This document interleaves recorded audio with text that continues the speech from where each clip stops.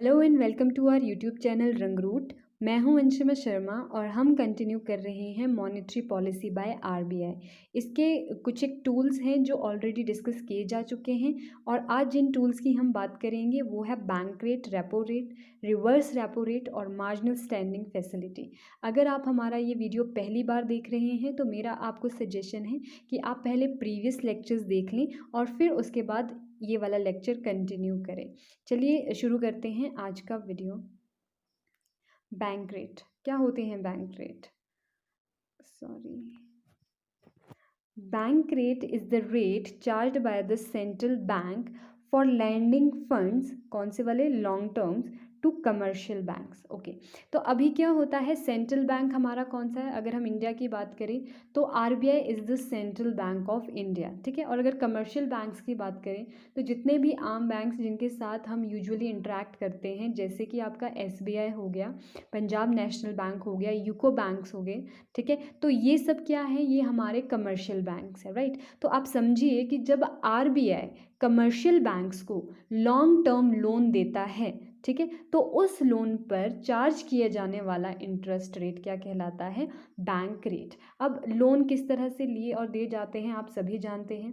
मान लीजिए RBI commercial banks को 100 रुपये लोन के तौर पे देता है, तो आरबीआई की क्या डिमांड होगी कि उस 100 रुपये पे 10% से क्या दिया जाए? इंटरेस्ट दिया जाए। यानी कि जब भी रीपेमेंट होगी आरबीआई को तो उसे सिर्फ 100 रुपये नहीं चाहिए, उसे उसके ऊपर कुछ इंटरेस्ट भी चाहिए, कुछ एडिशनल मनी भी चाहिए, ठीक है। तो 10% के अकॉर्डिंग ये बन गया आपका 110 रुपये, राइट। तो 100 रुपये तो आपका प्रिंसिपल अमाउंट है जो किसने? आरबीआई ने कमर्शियल बैंक को लेंड किया था।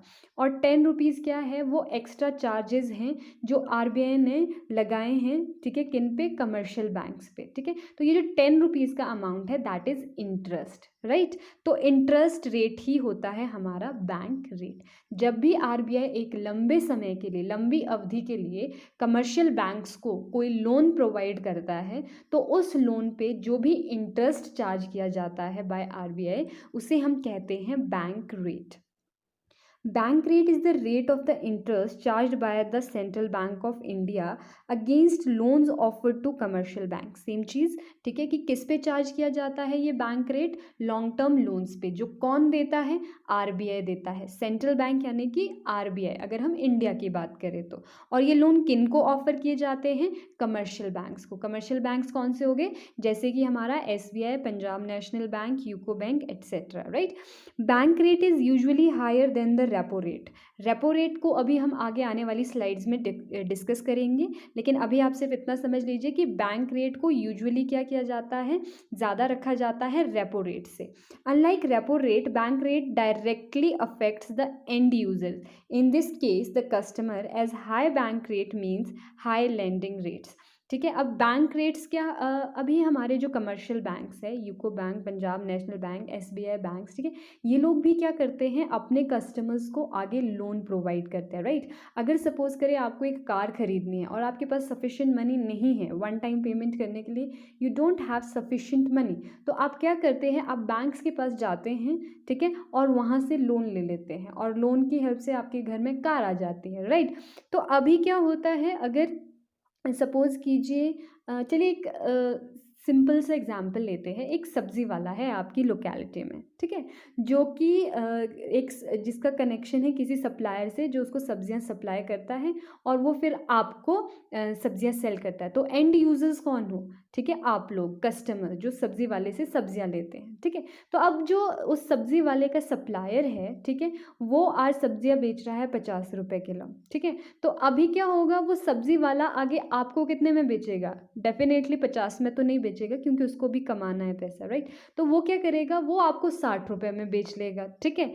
आ रही है ना बात समझ में कि मतलब? और अब सेकेंड डे क्या हुआ कि उस सप्लायर ने अब सब्ज़ी वाले को सब्ज़ी बेची 70 रुपये में, ठीक है, 70 रुपये में बेची। तो उस सब्ज़ी वाले ने भी क्या किया कि आप लोगों को यानी कि कस्टमर्स को सब्ज़ी बेची ₹80 में। मतलब कि एक सिंपल सी बात ये है कि जैसे जैसे वो सप्लायर्स अपने क्या कर रहा है, प्राइजेस बढ़ा रहा है, तो इसका सीधा सीधा इफेक्ट किस पे पड़ रहा है, एंड यूजर्स यानी कि कंज्यूमर्स पे, यानी कि आप लोगों पे। क्यों? क्योंकि उसकी वजह से आपका सब्जी वाला क्या कर रहा है, आपको ज़्यादा दाम पे सब्जी दे रहा है। तो ये तो था एग्जाम्पल, ठीक है। उसी तरह से हमारा क्या होता है, बैंक्स में भी होता है। बैंक्स क्या करते हैं, बैंक्स लोन लेते हैं आरबीआई से। तो अगर आरबीआई उनसे ज़्यादा इंटरेस्ट रेट चार्ज कर रहा है, ठीक है, तो उसे कवर करने के लिए प्लस कुछ पैसा कमाने के लिए कमर्शियल बैंक्स भी क्या करेंगे, जब पब्लिक को मनी लेंड करेंगे तो उनसे इंटरेस्ट रेट ज़्यादा चार्ज करेंगे, ठीक है।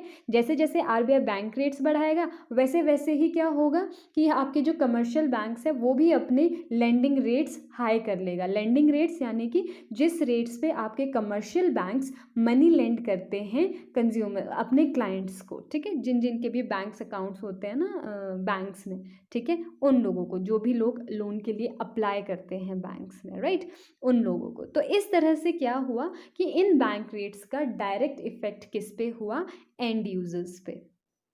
When banks pay high interest rate to obtain loan from RBI, they in return charge the customer high interest rate to break even. Also known as the discount rate, bank rate is a powerful tool used by the RBI to control liquidity and money supply in the market. The current bank rate is the same as marginal standing facility rate, that is 4.65। तो यही चीज़ यहाँ कही गई है कि जितने ज़्यादा क्या किए जाएंगे, आरबीआई रेट्स बढ़ाएगा उतने ही ज़्यादा कमर्शियल बैंक्स अपने लेंडिंग रेट कर देगी, ताकि क्या हो, सारी चीज़ें नॉर्मल हो जाए, ठीक है, मतलब इक्वल हो जाए, राइट, उनको भी ज़्यादा लॉस ना हो, ठीक है, और उनकी कुछ कमाई भी हो जाए, राइट।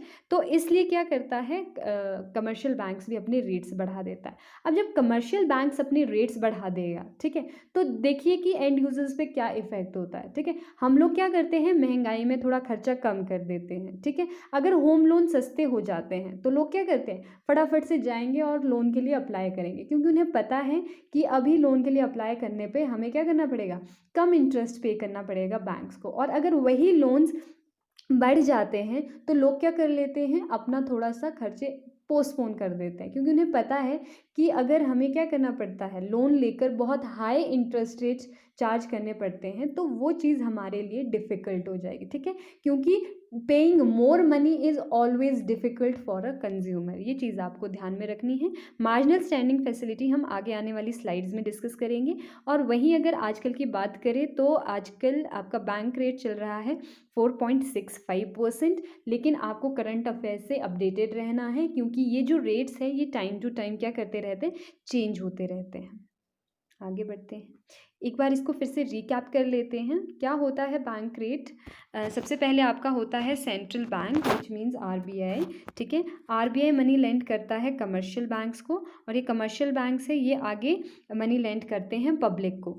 सपोज़ करें कि 100 रुपये लेंड किए हैं आरबीआई ने कमर्शियल बैंक्स को, और 10% का वो बैंक रेट बोल रहा है, तो यानी कि क्या करना होगा, बैंक्स को रिटर्न करने होंगे आरबीआई को 110 रुपीज़, ठीक है। तो चलिए 100 रुपये तो आरबीआई से आए थे, आरबीआई को ही वापस चले गए, लेकिन जो एक्स्ट्रा पैसा देना पड़ा बैंक्स को वो क्या था, 10 रुपीज़ एक्स्ट्रा देने पड़े आरबीआई को। अब आरबीआई के कमर्शियल बैंक्स क्या चाहेंगे कि जो वो पब्लिक से पैसा ले, ठीक है, वो कैसा होना चाहिए, मतलब जो पैसा कमाएंगे वो पब्लिक को लोन देकर, ठीक है, वो कैसा होना चाहिए, वो मोर देन 10 रुपीज़ होना चाहिए, ताकि इनकी भी बीच में कमाई हो जाए, ठीक है। तो अभी क्या करेंगे, ये लोगों ने क्या किया, जैसे सपोज कीजिए ये वाला बैंक है, इसने 11% से आगे मनी लेंड कर दिया, ठीक है। तो अभी क्या हुआ कि 110 रुपीज़ इसको देने पड़े आरबीआई को, और वापस से इसने पब्लिक से कितने कमाए थे, 11 रुपये, तो उसमें से क्या किया, इसने 1 रुपी खुद के लिए रख दिया, ठीक है।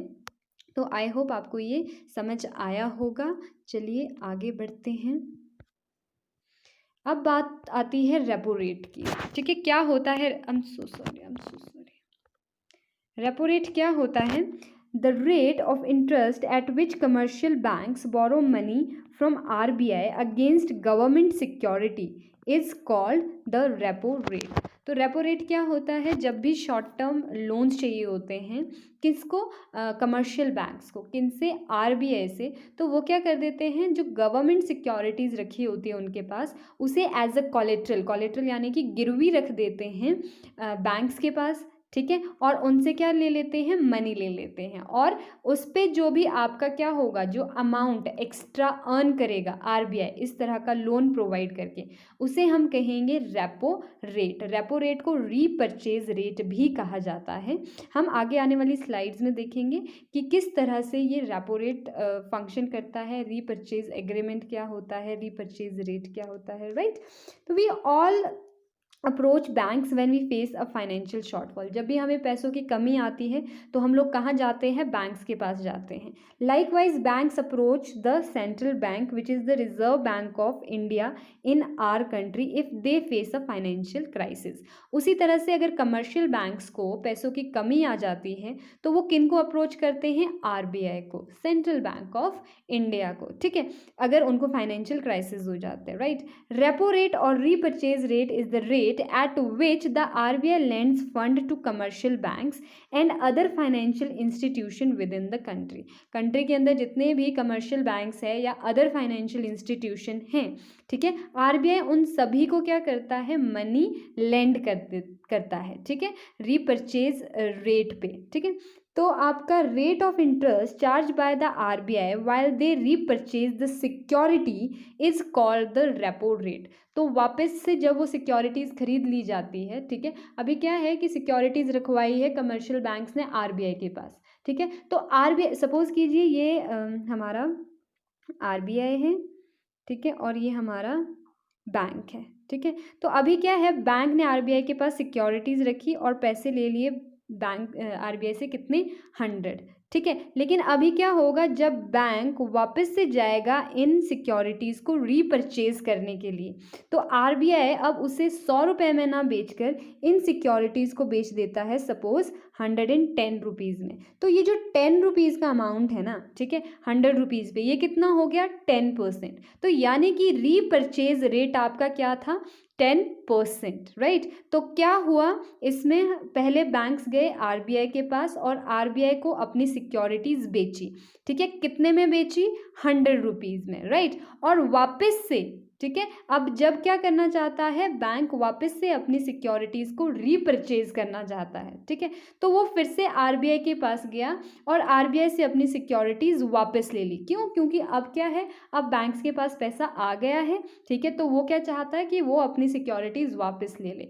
तो आरबीआई ने ये सिक्योरिटीज़ बैंक्स को 100 रुपये में ना बेच के 110 रुपये में बेच दी, ठीक है, यानी कि रीपरचेज कॉस्ट बैंकिंग को पड़ा 110 रुपीज़, ठीक है। तो किस रेट पर आपको वापस से मिला अपनी सिक्योरिटीज़, एट 10%। कितनी कमाई हुई आरबीआई की, 10%, ठीक है। तो रीपरचेज रेट क्या हो गया, 10%। रीपरचेज अग्रीमेंट को एक पिक्चर की हेल्प से समझते हैं।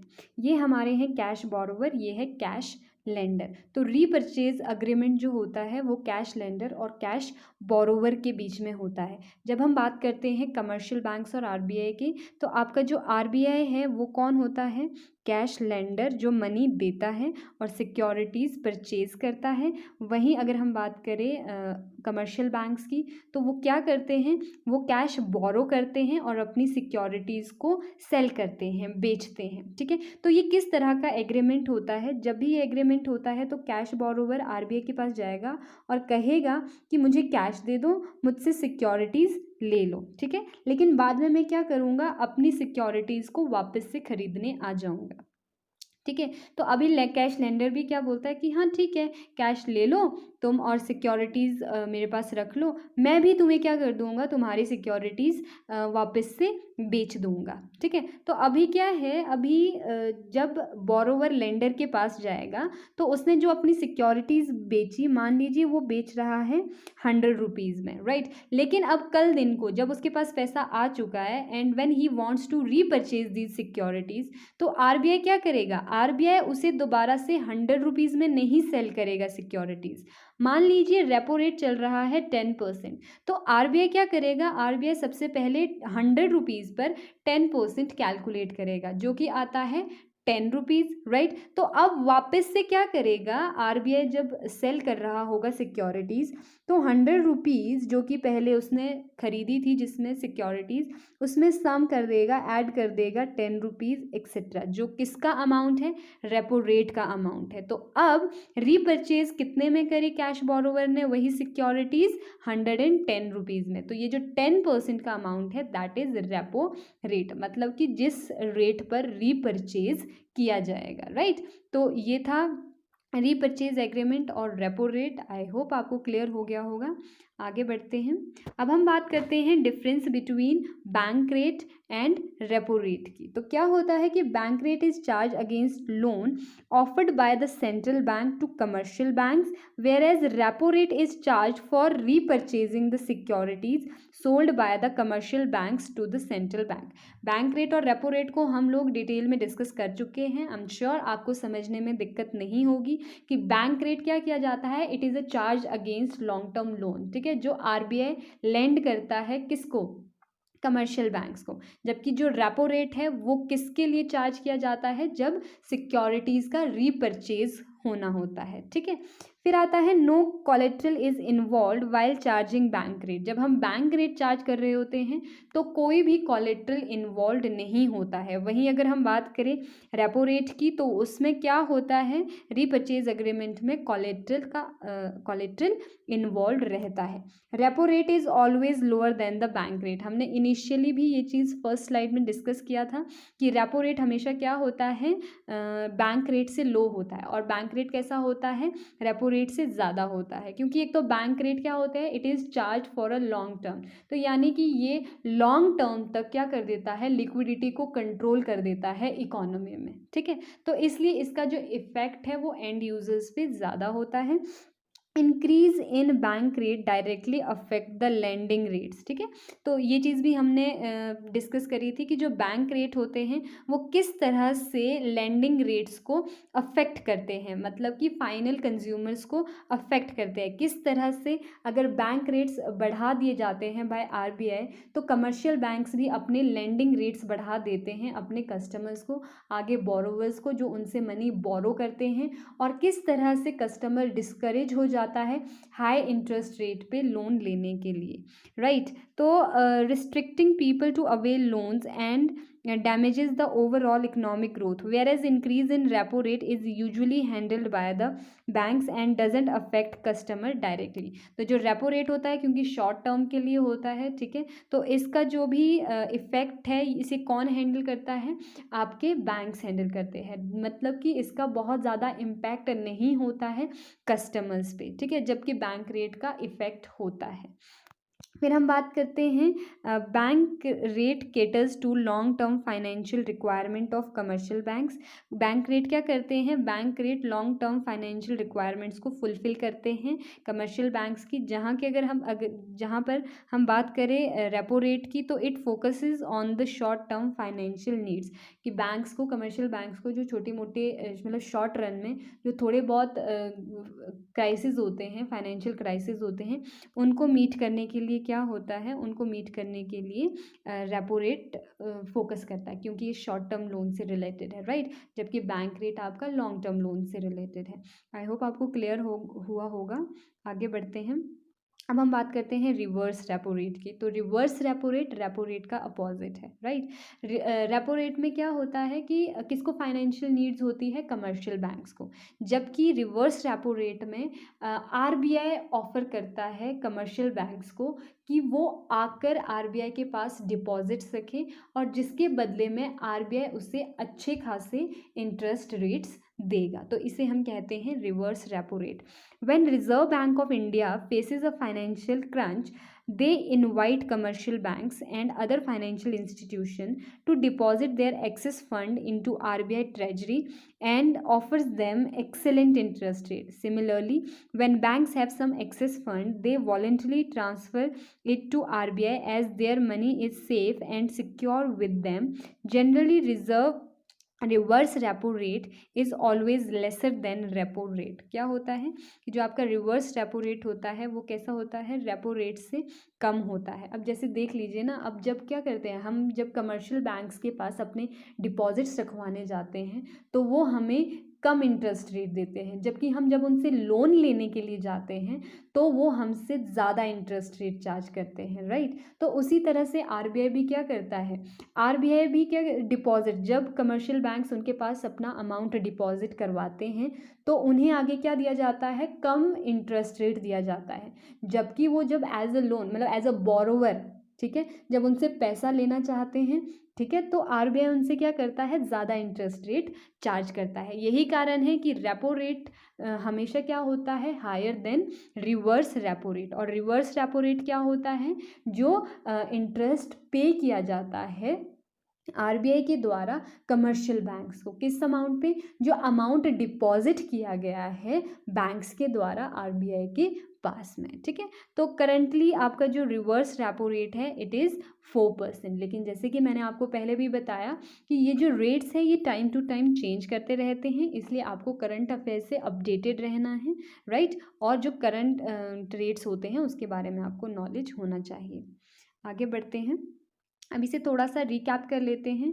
क्या होता है, ये वाला आपका है reverse repo rate, reverse repo rate, ये आपका है रिवर्स रेपो रेट और ये है आपका रेपो रेट एग्रीमेंट। तो रिवर्स रेपो रेट में क्या होता है, रिजर्व बैंक ऑफ इंडिया यानी कि आरबीआई, ठीक है, मोर डिपॉजिट्स फ्रॉम बैंक, ये बैंक से डिपॉजिट लेता है, ठीक है, और जिसकी वजह से क्या होता है, कमर्शियल बैंक्स के पास कम पैसा रहता है, ठीक है, और वो आगे कम मनी लेंड करता है बोरोवर को, राइट। तो अब अगर आप इस चीज़ को इन्फ्लेशन और डिफ्लेशन से भी रिलेट करके देखते हैं तो क्या होता है कि रिवर्स रेपो रेट आपका हेल्पफुल होगा इन्फ्लेशन से कॉम्बैट करने के लिए, क्योंकि इन्फ्लेशन के दौरान हमें इकोनॉमी में क्या करना होता है, मनी की सप्लाई को रिस्ट्रिक्ट करना होता है। तो रिवर्स रेपो रेट में क्या होता है, कमर्शियल बैंक्स अपना मनी डिपॉजिट करते हैं आरबीआई के पास instead of lending it to the borrowers, ठीक है, जो कि इकोनॉमी से आएंगे आपके और जो कि इकोनॉमी में पैसा लेके जाएंगे, राइट। तो वहीं अगर हम बात करें रेपो रेट की, तो रेपो रेट में क्या होता है, RBI Reserve Bank of India lend करता है मनी कमर्शियल बैंक्स को, ठीक है, खुद क्या रख लेगा, सिक्योरिटीज अपने पास रख लेगा और जो मनी है वो लेंड कर देगा कमर्शियल बैंक्स में। और जो कमर्शियल बैंक्स है उनके पास लिक्विडिटी ज़्यादा होगा और जब लिक्विडिटी ज़्यादा होगा तो वो क्या करेंगे, मोर मनी लेंड करेंगे बोरोवर्स को और क्या होगा बोरोवर्स इकोनॉमी में ज़्यादा पैसा लेके जाएंगे। तो इस तरह के जो एग्रीमेंट्स हैं वो हेल्पफुल होंगे टू कॉम्बैट द डिफ्लेशन, क्योंकि डिफ्लेशन के टाइम में आपको क्या करना होता है, इकोनॉमी में ज़्यादा से ज़्यादा मनी फ्लो करना होता है, सप्लाई करना होता है। आगे बढ़ते हैं, अब हम बात करते हैं मार्जिनल स्टैंडिंग फैसिलिटीज़ की। तो मार्जिनल स्टैंडिंग फैसिलिटीज़ क्या है, ये एक नया टूल है which was introduced by the RBI. तो ये क्या है, when banks face acute financial shortage they can avail this special facility offered by RBI. In MSF, bank can borrow cash from RBI against their approved government securities. This option is preferred during emergency and critical situation only. MSF rate is always higher than the repo rate as banks need the fund instantly. The marginal standing facility rate currently stand at 4.65%. तो marginal standing facility क्या होता है, कई बार emergency में आपको क्या है, बहुत ज़्यादा पैसों की ज़रूरत पड़ जाती है, ठीक है, तो आपको क्या है कि आरबीआई आपको फैसिलिटी देता है कि अगर बैंक्स को, ठीक है, अगर बैंक्स को इंस्टेंटली पैसा चाहिए शॉर्ट टर्म के लिए, मतलब एकदम से क्या हो गए हैं, क्राइसिस आ गए हैं, शॉर्टफॉल हो गया है, ठीक है, आपके पास अमाउंट की आपको ज़रूरत है, तो आरबीआई क्या करेगा, आरबीआई एक दिन के लिए पैसा देगा, ठीक है, लेकिन फिर उस पर क्या करेगा, हाई इंटरेस्ट चार्ज करेगा। एक्चुअली जो मार्जिनल स्टैंडिंग फैसिलिटी है ये ओवरनाइट लोन से रिलेटेड है, मतलब अगर आपको एक दिन के लिए लोन चाहिए कम टाइम पीरियड के लिए और चाहिए भी कैसे, इंस्टेंटली, ठीक है, तो ऐसे केसेस में क्या होता है, आप मार्जिनल स्टैंडिंग फैसिलिटी का लाभ उठा सकते हैं। तो इसका जो आजकल करंटली रेट चल रहा है दैट इज़ 4.65%। और इसे रेपो रेट से ज़्यादा क्यों रखा जाता है, क्योंकि repo rate is a loan that is provided for short term. इसका ऐसा नहीं होता कि बस एक दिन के लिए चाहिए और इंस्टेंटली चाहिए। लेकिन मार्जिनल स्टैंडिंग फैसिलिटी क्या है, ये इस तरह के यूजर जिनको मतलब एकदम से क्या चाहिए, इंस्टेंटली लोन चाहिए, ठीक है, और शॉर्ट टर्म के लिए लोन चाहिए, राइट। तो ऐसे में क्या करता है, आरबीआई उनसे ज़्यादा रेट्स चार्ज करता है। अब हम बात करते हैं, और ये जो सिचुएशन है ये इमरजेंसी के टाइम में ही, मतलब ये जो फैसिलिटीज़ है ये लोग इमरजेंसी के टाइम में ही अवेल करते हैं इस फैसिलिटी को। अब हम बात करते हैं डिफरेंस की, ठीक है। रेपो रेट और एमएसएफ, क्योंकि हो सकता है साउंड कर रहे हो सिमिलर, क्योंकि शॉर्ट रन के लिए ही रेपो रेट मतलब रेपो रेट के अंदर क्या क्या किया जाता है, मनी बोरो किया जाता है। और एमएसएफ में भी वही चीज़ है कि शॉर्ट टर्म में अगर आपको फाइनेंशियल शॉर्टफॉल हो जाता है, फाइनेंशियल क्राइसिस हो जाते हैं, तो उनको मीट करने के लिए आप क्या करते हो, मार्जिनल स्टैंडिंग फैसिलिटीज़ का फ़ायदा लेते हो, राइट। तो लेकिन इसमें भी कुछ की डिफरेंसेस हैं जो हम डिस्कस करेंगे।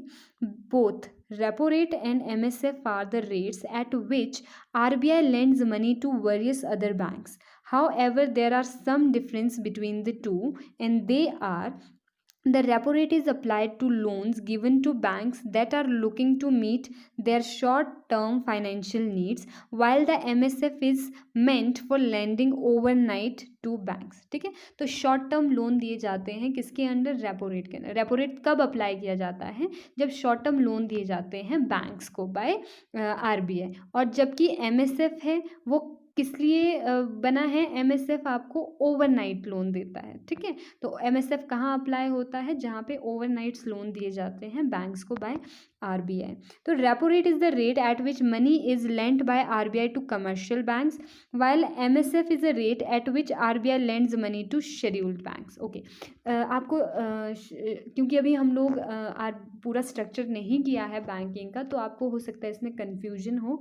एक्चुअली शेड्यूल्ड बैंक में क्या होता है, कमर्शियल बैंक्स और कोऑपरेटिव बैंक्स दोनों इंक्लूडेड रहते हैं, लेकिन जो कमर्शियल बैंक्स है वो कोऑपरेटिव बैंक्स को इंक्लूड नहीं करता है, राइट। तो आपका जो रेपो रेट है ये कहाँ अप्लाइड है, ओनली जब आरबीआई शॉर्ट टर्म लोन देता है कमर्शियल बैंक्स को, जबकि एमएसएफ क्या है, शेड्यूल्ड बैंक के लिए अप्लाइड है। मतलब कि एमएसएफ के जो रेट्स है that is applied to scheduled banks, commercial banks को भी, कोऑपरेटिव बैंक्स को भी, यानी कि आरबीआई एमएसएफ के अंडर कोऑपरेटिव बैंक्स को भी लोन देगा।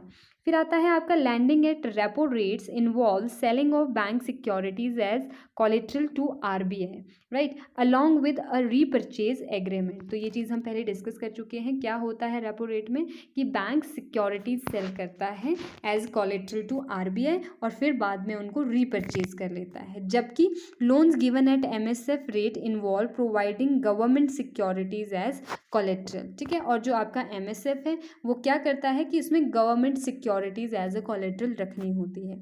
Another major difference between the MSF and repo rate is that the MSF are allowed to use the securities that come under SLR in the process of availing loans from RBI. तो हमने क्या discuss किया था जब last lecture में, कि SLR क्या होता है, कि एसएलआर को मेंटेन रखना पड़ता है एक पर्टिकुलर परसेंटेज पे सभी कमर्शियल बैंक्स को, in the forms of gold और आपका गवर्नमेंट सिक्योरिटीज, और कुछ पोर्शन आपका लिक्विड कैश में भी हो सकता है, राइट।